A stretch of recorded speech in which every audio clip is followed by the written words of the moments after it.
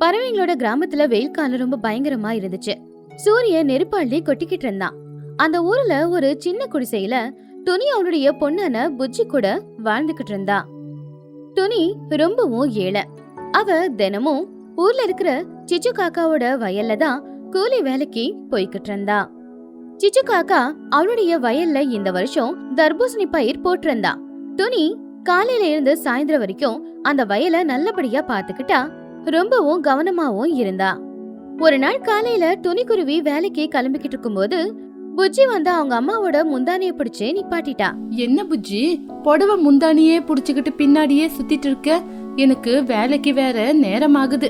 அந்த சிச்சு காக்கா மட்டும் என்ன பாத்துருச்சு, அவ்வளவுதான். அதுக்கப்புறம் எனக்கு வேலைக்கு போவ வழி விடு. அம்மா கொஞ்சம் நில்லுங்க அம்மா. வெளிய வெயில் பாத்தீங்களா எப்படி அடிச்சுக்கிட்டு இருக்குன்னு. இந்த வெயிலுக்கு எனக்கு ரொம்ப தாகமா இருக்கு. அந்த பன்னு சின்னு அவங்க 2 பேரும் அவங்க அம்மா அவங்களுக்கு நல்ல அழகான வாட்டர் மெலன் நல்ல கலரா இருந்துச்சு. நல்லா ஸ்வீட்டா கூட இருக்கும் போல. அத எடுத்துட்டு போய் கொடுத்தாங்க இந்த வெயிலுக்கு. அத பார்த்த உடனே எனக்கு ஆசை ஆயிடுச்சு. எனக்கும் நீங்க வரும்போது ஒரு வாட்டர் மெலன் பழத்தை கொண்டு வரீங்களா? நீங்க வேலை செய்யறது கூட அந்த வாட்டர் மெலன் தோட்டத்துல தானே. புஜ்ஜி சொன்னது கேட்டு துணி ரொம்ப கவலையா, ஐயோ என் தங்கமே, நீ கேட்கலனாலும் உனக்காக அந்த பழத்தை நான் எடுத்துட்டு வந்திருக்கணும். நான் தான் அந்த வேலையை செய்யல. அந்த பழத்தை சாப்பிட்டா உனக்கு இந்த வெயிலுக்கு வெயிலே தெரியாதுமா. நான் தானே டெய்லி இந்த பழங்க தோட்டத்துக்கு தண்ணி ஊத்திக்கிட்டு இருக்கேன். அந்த காக்கா எஜமானிக்கு என்ன பார்த்தா கஷ்டமா இருக்காதா? ஒரு பழம் எனக்கு வேணும்னு கேட்டு பாக்குறேன். கண்டிப்பா அவங்க எனக்கு கொடுப்பாங்க. புஜ்ஜி குருவி ரொம்பவும் சந்தோஷமா, ஐ அம்மா, உண்மையிலேயே நீங்க ரொம்ப நல்ல அம்மா. எனக்காக நீங்க பழத்தை கொண்டு வரீங்களா? ஐ, நீங்க வர வரைக்கும் சாயங்காலம் வரைக்கும் நான் இங்கே விளையாண்டுகிட்டு இருக்கேன். எனக்கு பழத்தை கொண்டு வாங்க. துணி தன்னுடைய பொண்ணுக்கு வாக்கு கொடுத்து அங்கிருந்து தோட்டத்துக்கு போனா. தோட்டத்துல இருக்கிற களச்செடி எல்லாத்தையுமே பிடுங்கி செடிங்களுக்கு மருந்தடிச்சு அப்புறம் செடிங்களுக்கு தண்ணிய ஊத்தி நல்லபடியா பாத்துக்கிட்டு இருந்தா. அன்னைக்கு சாயந்தரம் சிச்சு காக்கா தோட்டத்துக்கு வந்து தர்பூசணி பழங்கள் விளைச்சல பார்த்து சந்தோஷப்பட்டா. ஆஹா, என்னோட தோட்டத்துல வாட்டர் மெலான் எவ்வளவு நல்லா வளர்ந்து நிக்குது. இத பாக்கும் போதே எனக்கு ரொம்ப சந்தோஷமா இருக்கு. அப்பா, இத கொண்டு போய் வியாபாரம் பண்ணா நல்ல லாபம் வரும். அது மட்டும் இல்ல, சிட்டில இருந்து வியாபாரிங்க கூட வந்து இந்த பழத்தை வாங்கிட்டு போவாங்க. அப்போ துணி பயந்துகிட்டே கைய கட்டிக்கிட்டு, சிச்சு வணக்கம். இந்த தடவை பழம் ரொம்ப நல்லா காய்ச்சிருக்கு. இது வெயில்ல காஞ்சி போவாம நான் தான் இதுக்கு டெய்லி தண்ணி ஊத்திக்கிட்டு வரேன். ஓஹோ, துணி நீதானா? பரவாயில்ல, நீ ரொம்ப நல்லா தான் வேலை செஞ்சிருக்க. இருக்கட்டும், நான் உனக்கு என் வேலை செய்யறதுக்கு டெய்லி கூலி கொடுக்கறேன்ல. சரி சரி, இப்ப நேரமாச்சு, நீ வீட்டுக்கு கிளம்பு. நாளைக்கு காலையிலேயே வந்து வண்டிய லோட் பண்ணிடு, சரியா? சிச்சு, அது வந்து என் பொண்ணுக்கு இந்த வெயிலால ரொம்பவே தாகமா இருக்கு. அவ என்கிட்ட ஒரு வாட்டர் மெலான் பழத்தை கொண்டு வான்னு சொன்னா.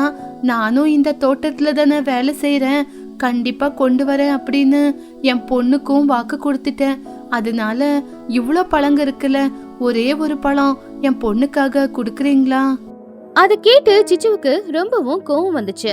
என்னது, உனக்கு இந்த பழம் வேணுமா? எவ்வளோ தைரியம் உனக்கு? நான் எவ்வளவு கஷ்டப்பட்டு இந்த பழங்களை வளர்த்துக்கிட்டு இருக்கேன். ஒவ்வொரு பழத்தையும் மார்க்கெட்ல 100ல இருந்து 200 ரூபா வரைக்கும் விக்கிறாங்க. அப்படி இருக்கும்போது உனக்கு இந்த பழத்தை ஃப்ரீயா கொடுக்க முடியுமா? ஐயோ, நீங்க சொல்றது என்னவோ சரிதான். பாவம், என் பொண்ணு ரொம்ப ஆசையா கேட்டிருக்கா. நான் கொண்டு வரேன்னு காத்துக்கிட்டு இருப்பா. நீங்க வேணா கொஞ்சம் கெட்டு போனது இல்ல கொஞ்சம் உடஞ்சு போனது கொடுத்தாலும் பரவாயில்ல. இங்க பாரு துணி, என்னாலலாம் யாருக்குமே ஃப்ரீயா கொடுக்க முடியாது. அப்படி கெட்டு போன பழம் இல்ல உடஞ்சு போன பழம் ஏதாவது இருந்தா மார்க்கெட்ல தனியா ஜூஸுக்கு அப்படின்னு ஒரு விலைய வச்சு நான் வித்துருவேன். அதை தவிர உனக்கெல்லாம் இந்த மாதிரி ஃப்ரீயா என்னால கொடுக்க முடியாது. ஒருவேளை உன் பொண்ணுக்கு இந்த பழம் சாப்பிடணும் அப்படின்னு தோணுச்சுன்னா மார்க்கெட்ல காசை கொடுத்து வாங்கிட்டு போ. சிச்சு சொன்னது கேட்டு துணி ரொம்பவும் வருத்தப்பட்டா. அதே வருத்தத்தோட வெறும் கைய வீசிக்கிட்டு வீட்டுக்கு வந்தா. புஜ்ஜி அவங்க அம்மாவுக்காக வெளியில உட்காந்து காத்துக்கிட்டு இருந்தா. ஆனா வெறும் கையோட வர அம்மாவை பார்த்த உடனே புஜ்ஜியோட முகமும் வாடி போச்சு. அப்போ புஜ்ஜி அவங்க அம்மா கிட்ட, அம்மா, என்னம்மா வெறும் கைய வீசிக்கிட்டு வந்திருக்கீங்க? எனக்காக நீங்க பழத்தை கொண்டு வரலையா? நீங்க சொன்னீங்களே கொண்டு வர அப்படின்னு. அப்போ துணி ரொம்பவும் கவலையா, ஐயோ புஜ்ஜி, என்ன மன்னிச்சிடுமா. நான் அந்த சிச்சு கிட்ட கேட்டேன் ஒரு பழத்தை என் பொண்ணுக்காக கொடுங்கன்னு. ஆனா அந்த சிச்சு ஃப்ரீயா கொடுக்க மாட்டேன் அப்படின்னு சொல்லிருச்சு. சரி காசு கொடுத்து வாங்கிட்டு வரலான்னு பார்த்தா அந்த அளவுக்கு என்கிட்டயும் காசு இல்ல. ஒரு பழத்தை கூட வாங்கி கொடுக்காத அளவுக்கு தகுதி இல்லாதவளா இருக்கேன்னா. புஜ்ஜி அவங்க அம்மா கண்ணுல கண்ணீரை பார்த்து வருத்தப்பட்டு, ஐயோ அம்மா, எதுக்காகம்மா நீங்க அழுவுறீங்க? அம்மா, எனக்கு அந்த வாட்டர் மெலன் வேண்டாமா. அந்த சிச்சு ஆண்டி நல்லவங்க கிடையாது, அதனாலதான் நம்மளுக்கு பழம் கொடுக்கல. பரவாயில்லம்மா, எனக்கு நீங்க உங்களுக்கு நான் இருக்கேன்ல, எனக்கு அது போதும். நீங்க அழுவாதீங்கம்மா. துணி அவளுடைய பொண்ணு பார்த்து, இங்க பாருமா புஜ்ஜி, நீ கவலைப்படாத. எவ்வளோ காசானாலும் பரவாயில்ல, நான் உனக்காக அந்த பழத்தை கொண்டு வந்து தரேன். நீ கவலைப்படாத, படுத்துக்கோ. அப்படி அன்னைக்கு ராத்திரி அவங்க 2 பேரும் படுத்து தூங்குனாங்க. அடுத்த நாள் காலையில எப்பவும் போலவே துணி எழுந்திருச்சு வயலுக்கு வேலைக்கே கிளம்புனா. ஆனா மனசுக்குள்ள இந்த தடவை எப்படியாச்சும் புஜ்ஜிக்காக ஒரு தர்பூசணி பழத்தை பறிச்சுக்கிட்டு போகணும்னு நினைச்சா. அவ வயல்ல வேலை செய்யும் போது அவளுடைய மனசுக்குள்ள, இன்னைக்கு சாயங்காலம் எப்படியாவது வீட்டுக்கு போறதுக்கு முன்னாடி நான் ஒரு பழத்தை எடுத்து வச்சுக்கணும். திருட்டுத்தனம் தப்பு அப்படின்னு எனக்கு தெரியும், ஆனா என் குழந்தையோட ஆசை முன்னாடி அதெல்லாம் சின்னதுதான். இவ்வளோ ஆயிரக்கணக்குல பழம் இருக்கும்போது ஒரு பழத்தை நான் எடுத்து வச்சா சிச்சுவுக்கு தெரியவா போது. சிச்சு வர்றதுக்கு முன்னாடி ஒரு பழத்தை எடுத்து வச்சுக்கிறேன். துணி ஒரு தர்பூசணி பழத்தை எடுத்து ஒளிச்சு வச்சிடலாம் அப்படின்னு தர்பூசணி பழத்து மேல கை வச்சா. ஆனா அவளுக்கு பயமா இருந்துச்சு. அவ மனசாட்சி தடுத்துச்சு. இப்படி பண்றது தப்புன்னு அவ நினைச்சுக்கிட்டு இருக்கும்போது அப்பதான் சிச்சு காக்கா சந்தோஷமா பாட்டு பாடிக்கிட்டே அவளுடைய வயலுக்கு வந்துகிட்டு இருந்தா. ஏ லலலலலலலலலா, ஏ லலலலலலலலலா. துணி, ஏ துணி, ஏ துணி, நீ எங்க இருக்க?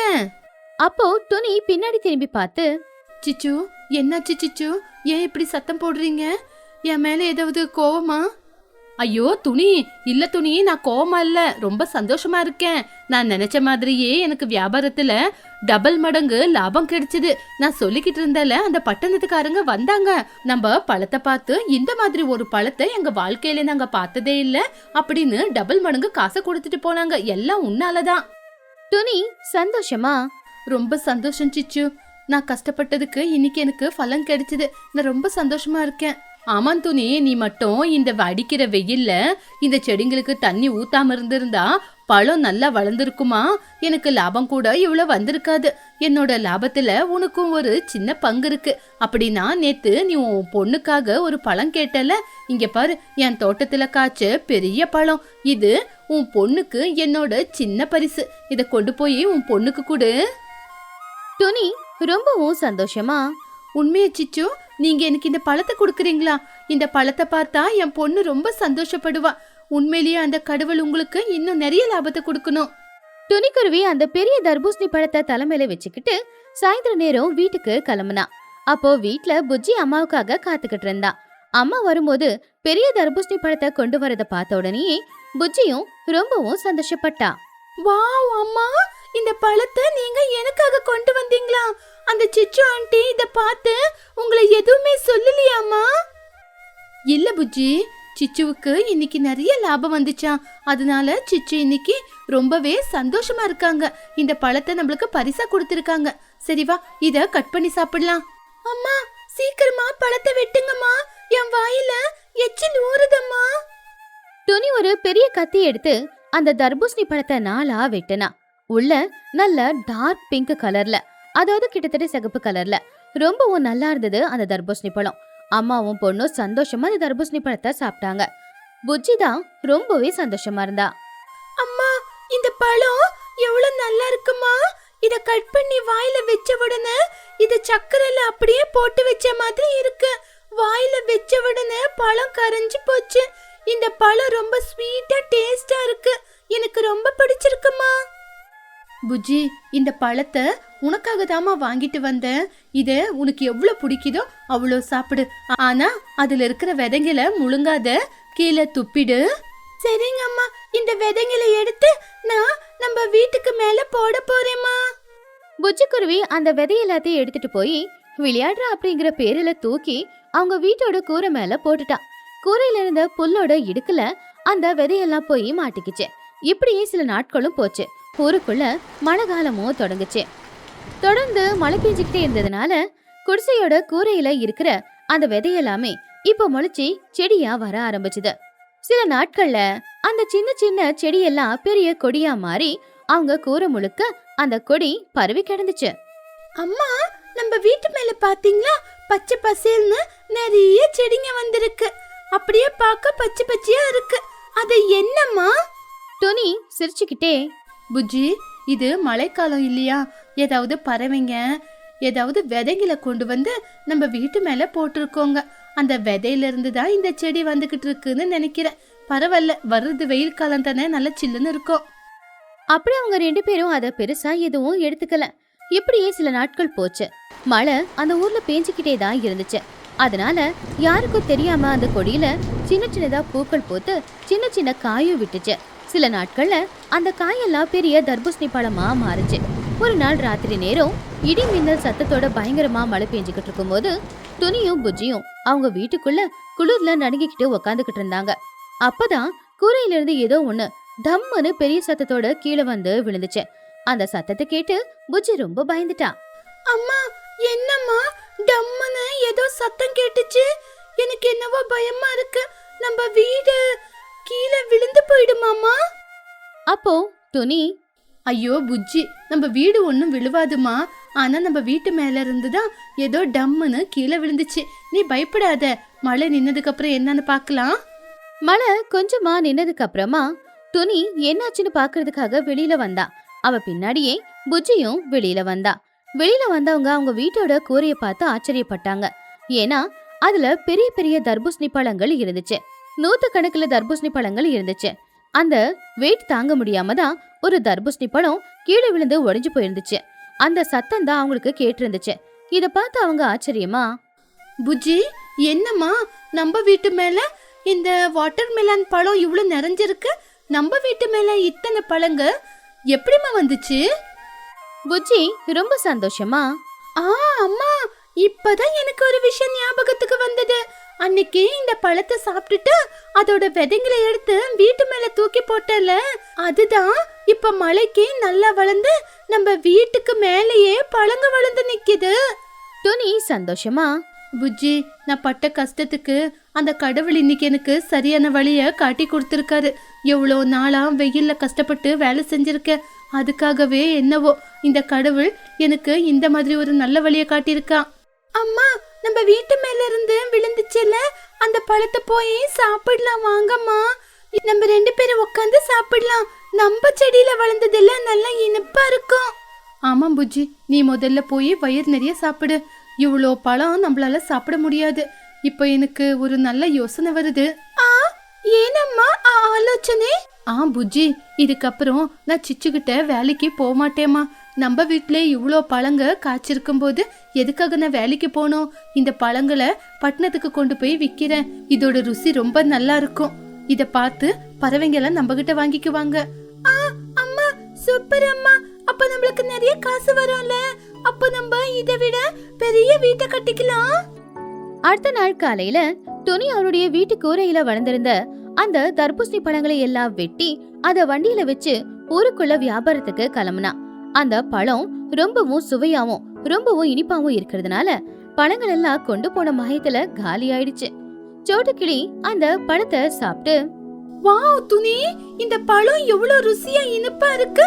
ஆமா, சிச்சு காட்டுல கூட இந்த மாதிரி பழம் இருக்குல்ல. இந்த பழம் உனக்கு எங்க இருந்து கிடைச்சது? துணி, ஆமா, இவ்வளவு அழகான ஸ்வீட்டான பழத்தை நான் இது வரைக்கும் சாப்பிட்டதே இல்ல. இனிமே நான் கூட உங்ககிட்டயே பழத்தை வாங்கிக்கிறேன். துணி சந்தோஷமா சிரிச்சுக்கிட்டு, எல்லாமே உங்களோட ஆசீர்வாதம். இது என் வீட்டு மேல விளைஞ்ச பழம். நாளைக்கும் இந்த மாதிரி பழங்களை எடுத்துக்கிட்டு மறுபடியும் வியாபாரத்துக்கு வரேன். அப்படி எதிர்பாராத விதமா புஜ்ஜி தூக்கி போட்ட விதைகள் எல்லாம் இப்ப அவங்களுடைய கஷ்டத்தை தீக்கிற அளவுக்கு பெரிய விளைச்சலா விளைஞ்சிருந்துச்சு. துணி அந்த தர்பூசணி பழங்கள் வியாபாரம் செஞ்சுக்கிட்டு ஊருக்குள்ள ஒரு பெரிய வீடே கட்டுற அளவுக்கு பணம் சம்பாதிச்சா. அதே மாதிரி அவ புஜ்ஜி என்னெல்லாம் விரும்புறாளோ எல்லாத்தையுமே வாங்கி கொடுத்தான். இப்போ துணி கூலி வேலைக்கு போக வேண்டிய அவசியமே இல்ல. அவளே சொந்தமா வியாபாரம் செஞ்சுக்கிட்டு அவளுடைய பொண்ணான புஜ்ஜி கூட ரொம்ப சந்தோஷமா வாழ்ந்துகிட்டு இருந்தா. அப்படி அந்த மழையும் அந்த தர்பூசணி விதையும் அவங்க வாழ்க்கைய மாத்தி இருந்துச்சு. பறவைங்களோட கிராமத்துல அது வெயில் காலம். ஆகாயத்திலிருந்து சூரியன் நெருப்பாளி கொட்டுற அளவுக்கு அங்க வானிலை சூடா இருந்துச்சு. ஆறு குளம் எல்லாம் தண்ணி இல்லாம போனதுனால பறவைங்க தண்ணி தாகத்துல சுத்திக்கிட்டு இருந்தாங்க. இந்த மாதிரியான ஒரு கிளைமேட்ல யாருக்கும் சூடா சாப்பிட பிடிக்கல. எல்லாருக்கும் நல்ல சில்லுன்னு குளுகுளுன்னு இனிப்பா ஏதாவது சாப்பிடணும் போலதான் இருந்துச்சு. அதே ஊர்ல சிச்சு காக்கா ஒரு ஹோட்டல் நடத்திக்கிட்டு இருந்துச்சு. ஆனா அடுப்ப பத்த வச்சு சூடா சமைக்கிறதுனால அந்த அனலுக்கு யாருமே அந்த பக்கம் வர்றதே இல்ல. சிச்சுவுக்கு வியாபாரமும் நடக்கல. அதனால பாவம் சிச்சு ரொம்ப வருத்தத்தோட தான் இருந்தா. அந்த அனலுக்கு சிச்சுவோட பிள்ளையான சின்ன கூட சாப்பிட மாட்டேன் அப்படின்னு முகத்தை தூக்கி வச்சுக்கிட்டு உக்காந்துக்கிட்டு இருந்தான். சிச்சு ரொம்ப கோவமா, அப்பா காலையில இருந்து வெயில் என்ன இந்த மாதிரி அடிக்குது, ஜனங்க வருவாங்கன்னு கடையை திறந்து போட்டுக்கிட்டு நான் உக்காந்தா ஒருத்தர் கூட யாருமே இங்க வரமாட்டேங்கிறாங்களே, மாவெல்லாம் புளிச்சு போயிருக்கோம், அடிக்கிற வெயிலுக்கு வீட்டுல தண்ணி குடிச்சு படுக்குவாங்களே தவிர இங்க வருவாங்களா? சின்னும் வயிற்று பிடிச்சுக்கிட்டு அழுதுகிட்டே, அம்மா எனக்கு ரொம்ப பசி எடுக்குதுமா, தயவு செஞ்சு ஒரு தோசை சுட்டு கொடுங்க, காலையில இருந்து அந்த மாவையே பார்த்துக்கிட்டு உக்காந்துருக்கீங்க, எனக்கு ஒரு தோசையாவது சுட்டு கொடுக்குறீங்களா, எனக்கு உண்மையிலேயே ரொம்ப பசிக்குதுமா. சிச்சு சின்னுவோட தலையில கொட்டி, இவன் ஒருத்தன் சரியான தீனி பண்டாரம், நானே காலையில இருந்து கஸ்டமர் வரலன்னு கவலைப்பட்டுக்கிட்டு இருந்தா இவன் என்னவோ பசிக்குதுன்னு சொல்றான். இந்த வெயில்ல தோசையை தின்னக்கூடாது, அங்க பாரு தண்ணி இருக்கு, அங்க போய் தண்ணி குடிச்சிட்டு வா, என்னால இந்த மாவை வேஸ்ட் பண்ணலாம் முடியாது. சின்ன காக்கா அழுதுகிட்டே அவங்க அம்மா மேல கோச்சுக்கிட்டு அங்கிருந்து போயிட்டான். அங்க ஊரோட எல்லையில பெரிய ஆலமரத்துல புஜ்ஜி குருவியும் பன்னு கிளியும் உக்காந்துக்கிட்டு இருந்தாங்க. சாப்பிடாம இருக்கிறதுனால அவங்களும் ரொம்ப அசதியாதான் இருந்தாங்க. அதனால விளையாடுறத நிப்பாட்டிட்டு அவங்களும் ஒரு ஓரமா போய் உக்காந்துக்கிட்டு இருந்தாங்க. பாவம் புஜ்ஜி அனல் தாங்க முடியாம ஒரு பெரிய இலையை எடுத்து விசிறி மாதிரி பயன்படுத்தி காத்து விசிறிக்கிட்டு பன்னு கிட்ட இப்படி சொல்லிக்கிட்டு இருந்தா. டே பன்னு, இன்னைக்கு காத்து கூட ரொம்ப சூடாதான் வருதுல, எனக்கு இந்த வெயிலுக்கு ஐஸ்கிரீம் சாப்பிடணும் போல இருக்கு, ஆனா எங்கேயுமே ஐஸ்கிரீம் கடையே இல்லையேடா. அப்போ பன்னுவும் ரொம்ப அசதியா, ஆமா புஜ்ஜி, நீ சொன்னது என்னவோ உண்மைதான், எனக்கும் உன்ன மாதிரியே சில்லுன்னு ஐஸ்கிரீம் சாப்பிடணும் போலயே இருக்கு, ஆனா என்ன பண்றது, அதை விட பசியும் அதிகமா எடுக்குது. காலையில எங்க அம்மா கொஞ்சம் பருப்பு சாதம் போட்டாங்க, ஆனா இந்த வெயிலுக்கு பருப்பு சாதம் எல்லாம் சாப்பிடவே முடியாதே. புஜ்ஜி குருவி யோசிச்சு பார்த்து, நில்லுடா பன்னு, எனக்கு ஒரு அற்புதமான ஐடியா வந்திருக்கு, நம்மளுக்கு சில்லுன்னு இந்த வெயிலுக்கு ஏதாவது சாப்பிடணும் போல இருக்குல்ல, அதே மாதிரி பசி கூட அதிகமா எடுக்குது, அதனால சிச்சு ஆண்டி கடைக்கு போய் சுட சுட தோசை சுட்டு அது மேல ஐஸ்கிரீம் போட்டா ஐஸ்கிரீம் தோசை சாப்பிடலாம்ல. பன்னு அது கேட்டு ஷாக் ஆயிட்டான். ஏ புஜ்ஜி, உனக்கு என்ன பைத்தியம் பிடிச்சிருக்கா, தோசை அப்படிங்கிறது காரமா கொஞ்சம் உப்புப்பா இருக்கும், அதே ஐஸ்கிரீமா இனிப்பா சில்லுன்னு இருக்கும், ரெண்டுத்தையும் கலந்து சாப்பிட்டா வயிறு வலி வராதா, இந்த மாதிரி சாப்பாடு யாராவது சாப்பிடுவாங்களா?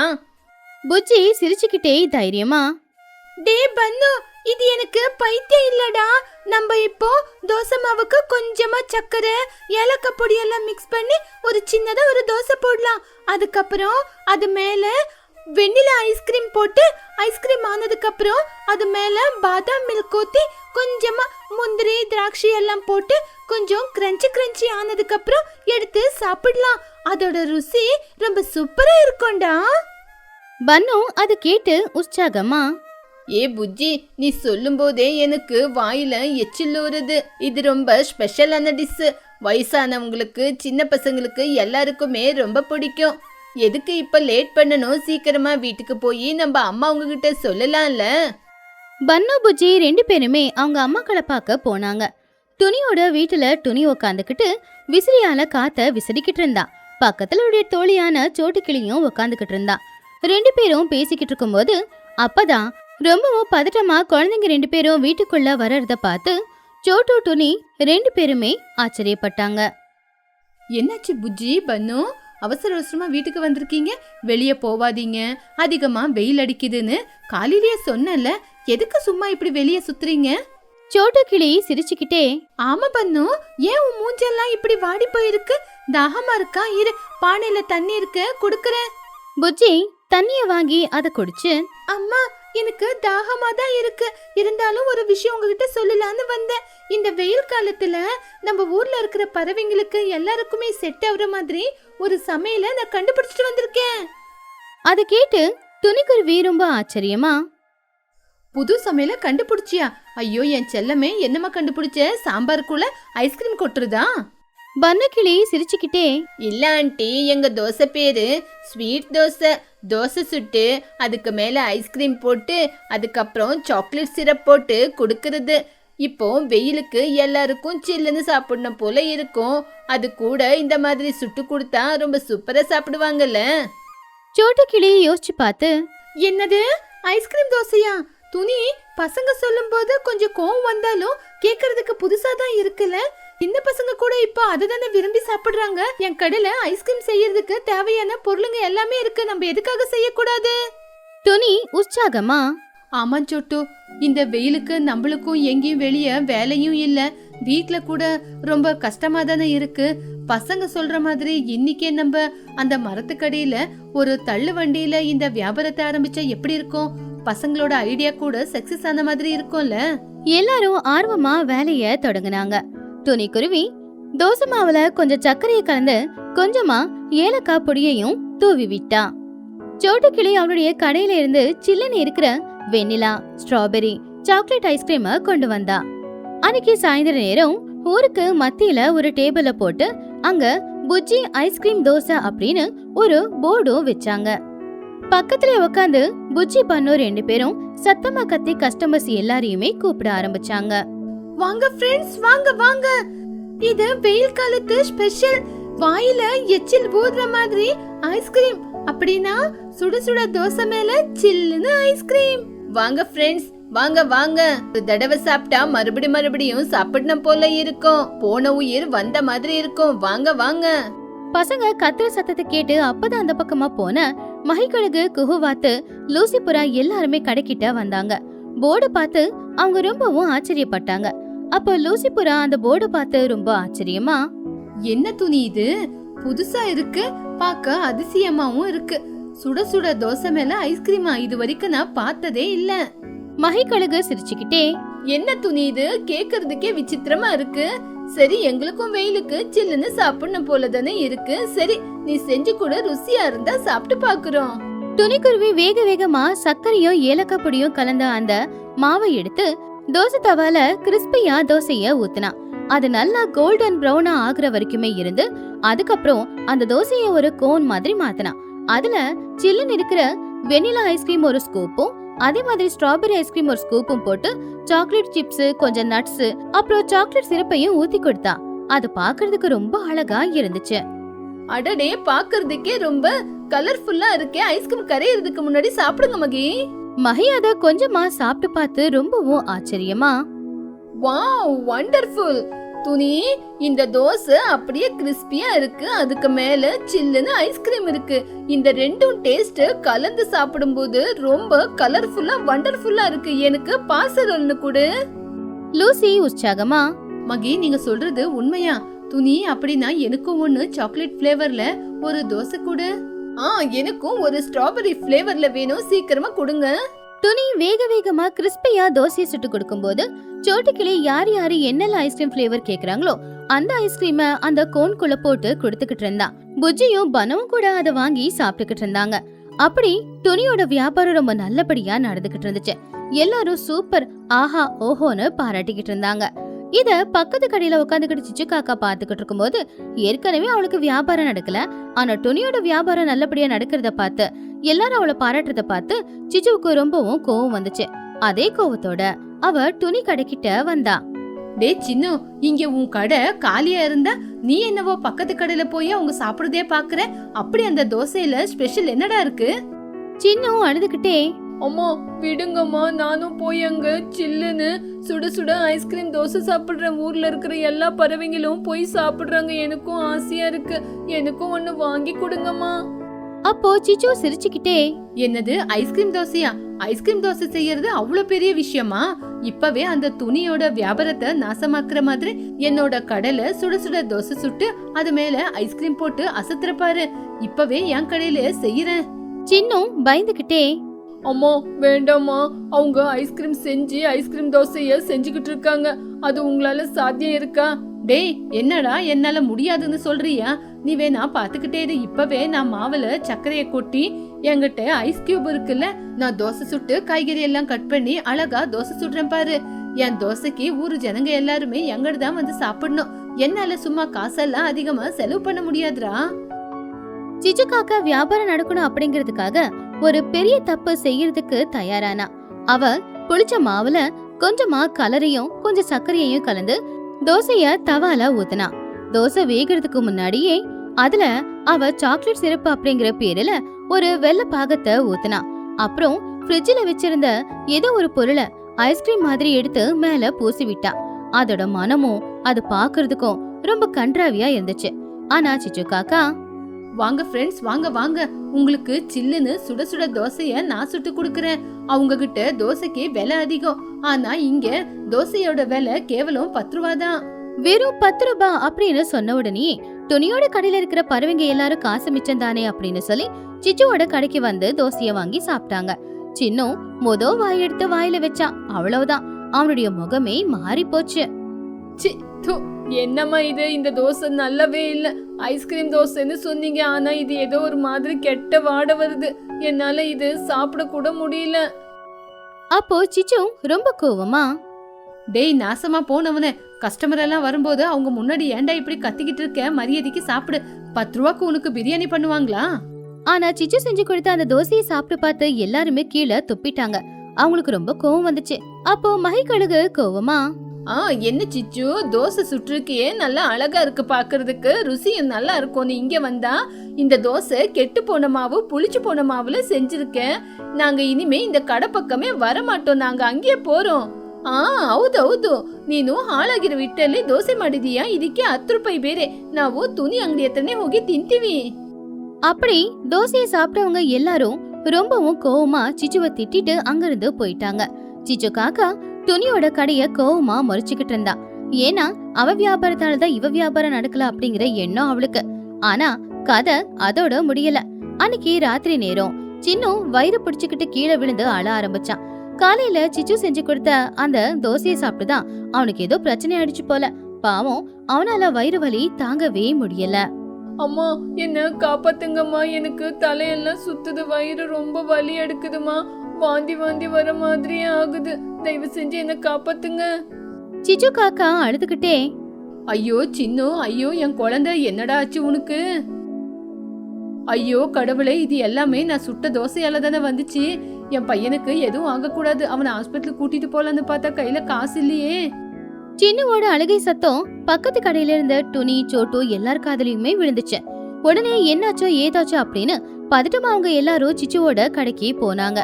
அங்க சின்னு காக்கா துடிக்கிறத பார்த்து, சிச்சு என்னாச்சு? சிச்சு, பன்னுக்கு என்னாச்சு? எதுக்காக அவன் இப்படி அழுதுகிட்டு இருக்கான்? அப்போ சிச்சு காக்கா அழுதுகிட்டே, துணி துணி, என் குழந்தைய காப்பாத்து துணி. என் சின்னு நான் செஞ்சு கொடுத்த புளி மாவுல தோசை சாப்பிட்டுட்டு இப்போ வயிறு வலின்னு துடிச்சுக்கிட்டு இருக்கான். ஐயோ கடவுளே, எனக்கு என்ன பண்றதுன்னே தெரியலையே, யாராவது வந்து காப்பாத்துங்க. அப்போ புஜ்ஜி, ஆண்டி நீங்க கவலைப்படாதீங்க, நாங்க இருக்கோம். டே பன்னு, எங்க வீட்டுக்கு போய் வயிறு வலி மருந்து வச்சிருக்காங்க, அம்மா கொண்டு வா. சின்னு வேகமா ஓடி லூசியோட வீட்ல இருக்கிற மருந்து போய் வாங்கிக்கிட்டு வந்தான். உடனே துணி குருவி அந்த மருந்த கொஞ்சமா சின்னுவுக்கு குடிக்க கொடுத்தான். அப்படியே அவனுடைய வயிற்றுலயும் தேய்ச்சி விட்டான். கொஞ்ச நேரத்துல சின்னுவுக்கு வலியெல்லாம் குறைஞ்சு போய் அவன் நிம்மதியா படுத்து தூங்க ஆரம்பிச்சான். அப்பதான் சிச்சுவுக்கு உசுரே வந்த மாதிரி இருந்துச்சு.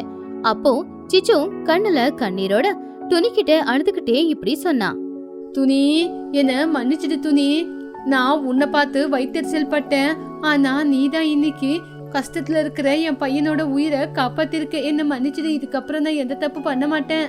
துணி சிச்சுவை சமாதானப்படுத்தி, அட சிச்சு, எதுக்காக நீ போய் எங்ககிட்ட மன்னிப்பு கேக்குற? நம்ம எல்லாரும் ஒரே ஏரியால இருக்கிறவங்க, அதனால கஷ்டம் வந்தப்போ ஒருத்தருக்கு ஒருத்தர் உதவி செஞ்சுக்கணுமே தவிர பொறாமப்பட்டு சண்டை போட்டுக்கிட்டே இருக்க கூடாது. சரி, இது வரைக்கும் ஏதோ ஒண்ணு தப்பு தெரியாம செஞ்சுட்டேன், இதுக்கப்புறமாவது தப்பு பண்ணாத. புஜ்ஜி சிரிச்சுக்கிட்டே சின்னுக்காக ஒரு சூப்பரான ஐஸ்கிரீம் தோசைய தயார் பண்ணா.